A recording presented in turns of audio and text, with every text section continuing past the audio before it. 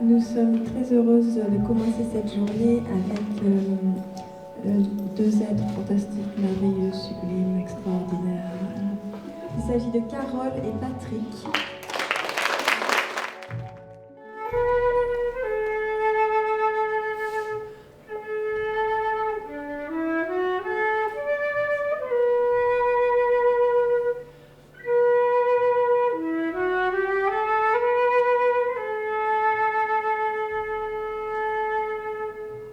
Cette nation aura pour capitale Paris et ne s'appellera point la France, elle s'appellera l'Europe.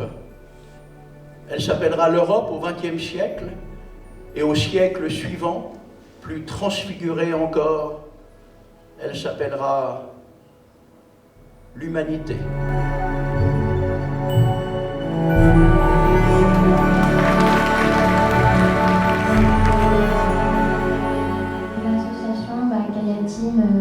Événement que nous avons fondé avec amour il y a un peu plus d'1 an maintenant avec Céline et donc moi Lucie.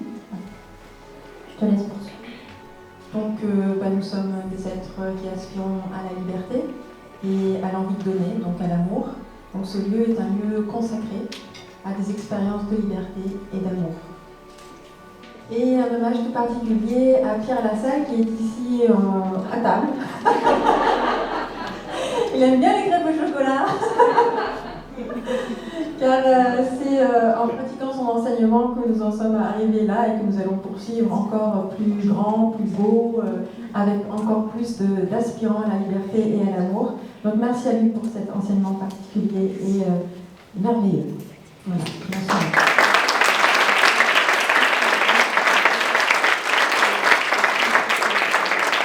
Bienvenue à eux. Merci d'être là. Merci à vous tous d'être là aussi.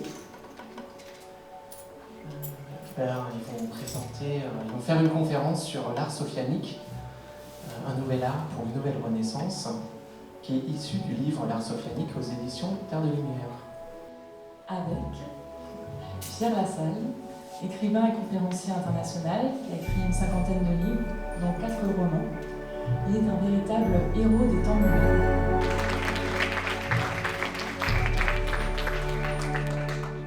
Très belle conférence à vous.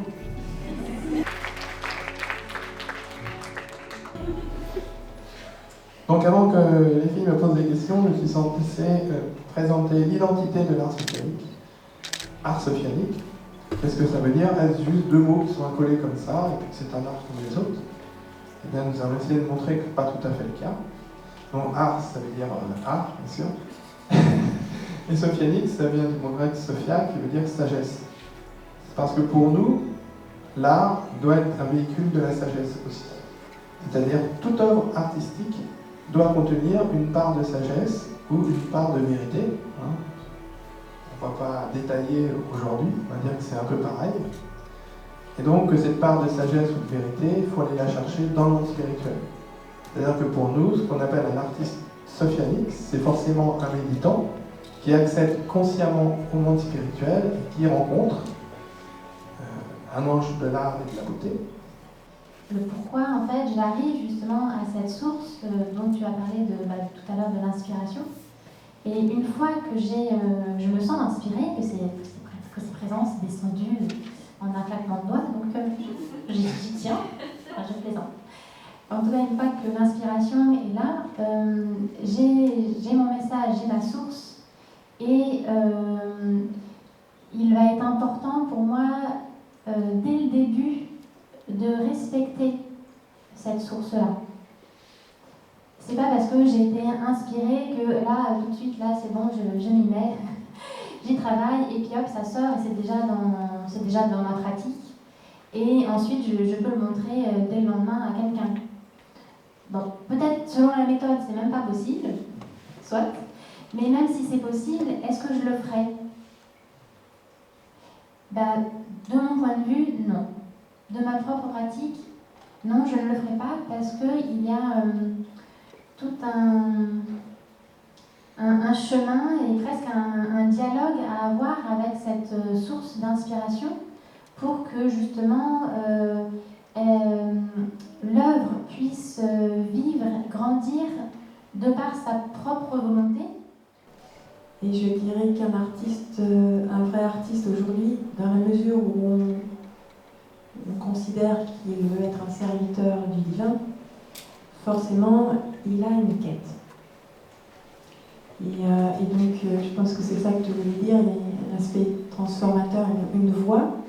Et selon moi, en tout cas, là, je vais prendre le parti de l'art poésie, si vous voulez bien.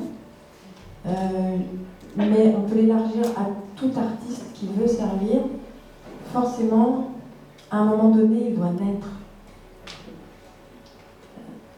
Et ce n'est pas la méthode qui fait naître un artiste. Un véritable artiste, il naît au contact de Dieu.